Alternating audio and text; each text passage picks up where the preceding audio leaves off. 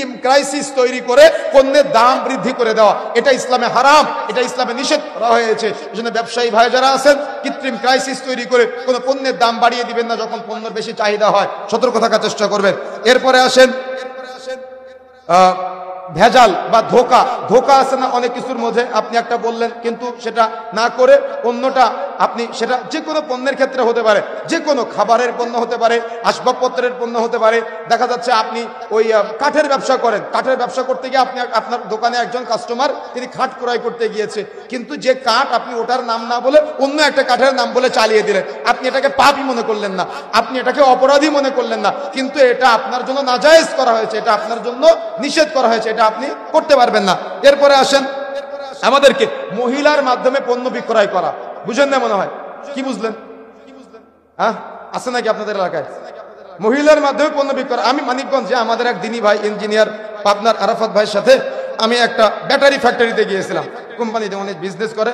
তো ওখানে যাওয়ার পরে দেখলাম ওই ক্যাশ কাউন্টারে মহিলা, ওনার সাথে গিয়েছিলাম আমরা মানিকগঞ্জে, উনি আমাকে নিয়ে গিয়েছেন। তো দেখি ক্যাশ কাউন্টারে মহিলা, তারপরে ওই কোম্পানির মালিক যিনি তার পাশে মহিলা, তারপরে বিভিন্ন সেক্টরে ওই পণ্য দেখাচ্ছে সেটাও মহিলা। তো আমার ওই ভাই উনি ওই মালিককে জিজ্ঞাসা করলেন যে ভাই আপনার কোম্পানিতে এত মহিলা কেন, পুরুষ মানুষ নাই?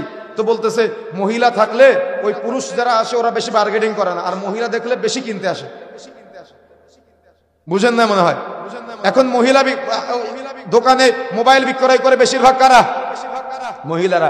আর মা বোনেরা মনে করতেছে যে ইসলাম আপনাকে পর্দার গণ্ডির মধ্যে সীমাবদ্ধ রেখেছে, নিজের স্বামীর ঘরেতে ঘর ঝাড়ু দিতে লজ্জা পায়, নিজের স্বামীর বাড়িতে ভাত রান্না করতে লজ্জা পায়, স্বামী নাকি তাকে কষ্ট দেয়, স্বামী নাকি তাকে খাটায়, কিন্তু যখন চাকরি করতে যায় ওই একজন ব্যক্তি দরজা দিয়ে ঢুকে ও দরজা খুলে দেয়, দারোয়ানি করে, এটাকেও স্বাধীনতা মনে করে, পণ্য বিক্রয় করে এটাকেও স্বাধীনতা মনে করে। কিন্তু ইসলাম একটা নারীর সম্মান দিয়েছে, আদ-দুনিয়া কুল্লুহা মাতা, গোটা পৃথিবীটা হলো সম্পদ, অখয়রু মাতাঈদ দুনিয়া, তার মধ্যে শ্রেষ্ঠ সম্পদ হলো আল মারআতু আস-সালিহা, সতী এবং সাধবী স্ত্রী। কিন্তু আপনি নীতিমালা ফলো করতে পারলেন না। আপনি বোন কি করলেন? আপনার স্বামীর বাড়িতে রান্না করতে আপনার কষ্ট হয়, কিন্তু রেস্টুরেন্টে গিয়ে আপনার চা কফি বানাতে কষ্ট হয় না। কথা বুঝেন না মনে হয়? কথা বুঝতে পেরেছেন? এই জন্য আপনার এই চিন্তা ভুল।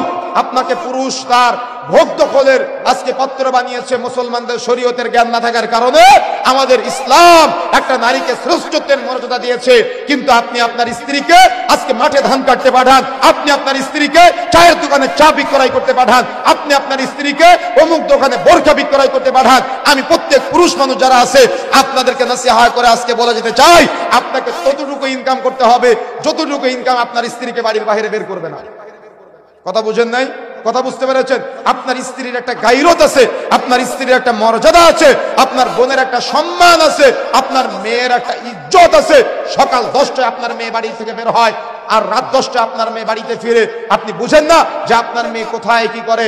কখনো আপনি গবেষণা করেন না, চিন্তাও করেন না, কিন্তু আপনার মেয়েটা কোথায় যায়, কিভাবে উপার্জন করে, আপনি উপার্জন খাওয়ার জন্য লালায়িত হয়ে থাকেন।